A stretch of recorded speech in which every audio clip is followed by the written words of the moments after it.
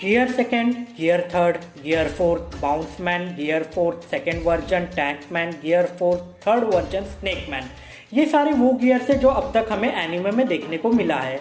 तो हेलो ओटाकुस, कैसे हो आप लोग? होप तो सब बढ़िया होगा। तो आज हम ये जो गियर्स है लूफी यूज करता है अपने फाइट्स के दौरान, इसे जानेंगे और इनके पीछे के रीजंस को समझेंगे।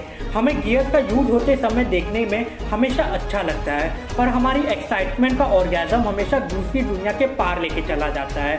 मगर इन सबसे पहले आप एक काम करो, आप अपना अंगूठा लो और उसमें एक जोर से फूंक मारो। अब वो अंगूठा बड़ा हो गया होगा, तो इस बड़े अंगूठे से मेरा सब्सक्राइब बटन दबा दो।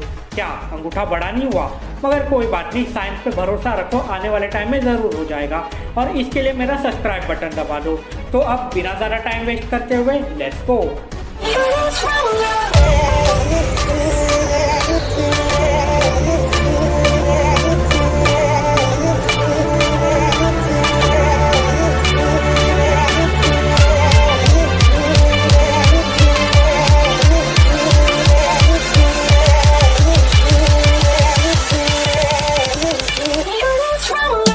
तो गियर सेकंड में ऐसा होता है कि लूफी अपना ब्लड सर्कुलेशन को इंक्रीज कर देता है एक नॉर्मल ह्यूमन के सर्कुलेशन के रेट से ज़्यादा।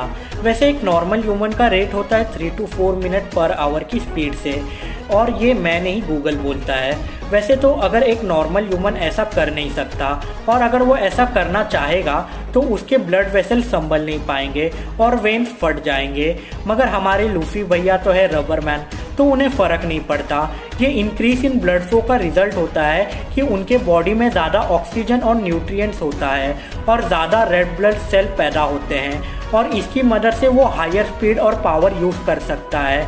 इसका इस्तेमाल लूफी ने पहली बार किया था एनिस लॉबी पे, जब वो ब्लूनो से लड़ रहा था। नॉर्मल फॉर्म में तो वो ब्लूनो के साथ कैसे तो फाइट कर पा रहा था और मेंटेन कर रहा था, मगर जैसे ही गियर सेकंड एक्टिवेट होता है उसने कुछ मूव्स में ही ब्लूनो का गेम फिनिश कर दिया। और इस टाइम लूफी ने कुछ वर्ड्स भी कहा था जो मेरे फेवरेट लाइन्स में से एक है, ज़रा गौर फरमाइएगा। Even if I am not that strong, I have friend that I want to be with. So I have got to be stronger than everyone or I will lose them. So I have thought of a way to fight with my all so that I won't lose to anybody.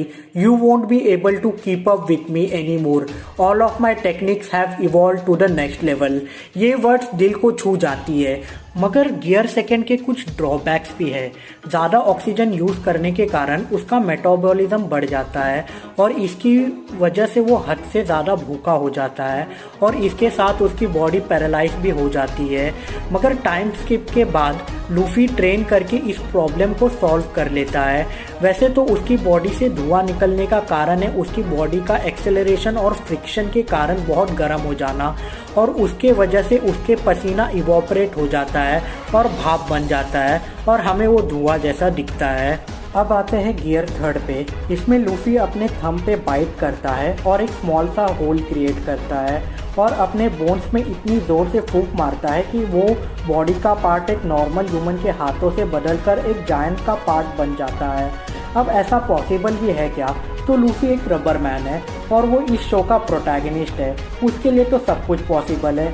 वो एक thumb में फूंक मारता है और किसी भी body के पार्ट में ट्रांसफ़र कर सकता है वो एयर प्रेशर को, क्योंकि हमारे बॉडी का स्केलेटन हमारे हर जॉइंट से कनेक्टेड रहता है और इन बड़े हाथों के अटैक में पावर भी अच्छा खासा होता है। With the help of air pressure वो इस पावरफुल अटैक को कर पाता है, मगर इसके साइड इफ़ेक्ट्स भी होते हैं जिसके कारण लूफी ये अटैक करने के बाद एक छोटा सा नन्हा मुन्ना बन जाता है, यानी उसकी बॉडी श्रिंक हो जाती है। मगर गियर थर्ड में बदलाव देखने को मिलता है after time skip of 2 years, जिसमें लूफी इस अटैक को प्रिसाइसली यूज कर पाता है after training with Rayleigh. Luffy gear third में फोकस करता है पॉइंट ऑफ कॉन्टैक्ट पे और यूज करता है ऑर्नामेंट हाकी उस अटैक को कवर करने के लिए, जिसकी मदद से वो अटैक और भी पावरफुल बन जाता है। वैसे मुझे पता है अगर आपको ये पावर मिल जाएगा तो आप रात को क्या करोगे, जस्ट जोकिंग। सो नाउ अब आते हैं गियर फोर्थ पे। तो जब हमने गियर फोर्थ अटैक को पहली बार देखा था तो मेरे तो रोंगटे खड़े हो गए थे। आप बताएं आपका क्या रिएक्शन था जब आपने पहली बार गियर फोर्थ को देखा था? कमेंट बॉक्स में। तो जब हम लोग गियर फोर्थ को देखते हैं तो ऐसा लगता है कि वो कॉम्बिनेशन है गियर सेकंड और गियर थर्ड का विथ एक्सट्रीम कोटेड हाकी। तो गियर फोर्थ काम ऐसे करता है कि वो अपने आर्म को हाकी से कोट कर लेता है और इस बार वो अपनी थंब की जगह अपने आर्म में हवा भरता है और अपने मसल्स को शेप में लाकर with the help of ornament हाकी कोट कर लेता है। जब गियर फोर्थ का यूज होता है तो लूफी अपने बॉडी जो कि रबर की होती है उसके टेंसिल स्ट्रेंथ को इंक्रीज कर देता है। जब वो अपने फिस्ट को एक स्प्रिंग की तरह कॉइल कर लेता है तो उसकी मदद से वो अपने स्पेशल अटैक जो कि कॉन्ग, बजूका, पाइथन और कल्वरी ने यूज कर पाता है। सिंपल सेंस में आपके पास अगर कोई रबर की स्ट्रिंग होगी जिसे आप कंट्रोल कर सकते हो, उसे आप बहुत ज़्यादा ज़ोर से प्रेस करते हो और उसके बाद उसे छोड़ देते हो। इसकी मदद से वो रबर बहुत ज़्यादा स्पीड और फोर्स जनरेट कर लेता है। तो अब आते हैं गियर फोर्थ की 3 फॉर्म की बात करते हैं, जिसमें अटैक करने के लिए लूफी बाउंसमैन का यूज़ करता है, जिसे उसने डोफ्लामिंगो को हराने के लिए और काइडो से हारने के लिए यूज़ किया था, और टैंकमैन जो कि डिफेंस के लिए यूज़ करता है और ये शार्लेट क्रैकर को हराने में यूज हुआ था जब उसने बहुत ज़्यादा बिस्किट खा लिए थे। और थर्ड फॉर्म है गियर फोर्स स्नेकमैन जो कि स्पीड को इंक्रीज करने के लिए यूज होता है और ये अटैक शार्लेट काताकुरी को हराने में यूज हुआ था, जो कि एनिमे की बेस्ट फाइट में से एक है। बट हर फॉर्म के कुछ प्रॉब्लम्स है, जैसे बाउंसमैन में हमेशा आपको बाउंस ही करना पड़ता है, उससे ज़्यादा हर फॉर्म आप एक टाइम तक ही यूज़ कर सकते हो और उससे भी ज़्यादा आप वो टाइम लिमिट के बाद 10 मिनट तक हाकी यूज़ नहीं कर सकते।